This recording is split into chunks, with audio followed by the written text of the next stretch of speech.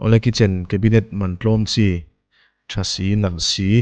angkha tumtuma hingan siam le a man tlom theyang bel turin kan han siam ani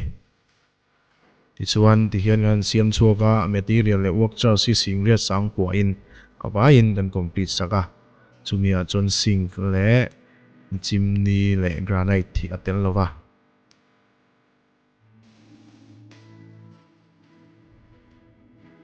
lai kha ni a helai hi hian ol sam taka man thei turin han siama tiang bokin chung lama po siam boka du thu samin kan notify chi alo dewa granite le achung vel hi le mana bal dewa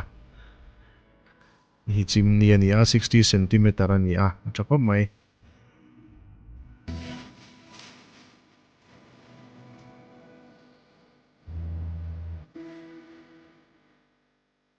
thleng sil na hi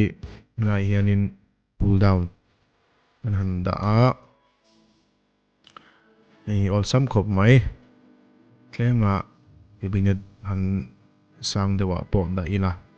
toy lang pang ta na po ha sat na om lo ani ti hi ni mai a aman ngai tu chuan a thang viawin sia ani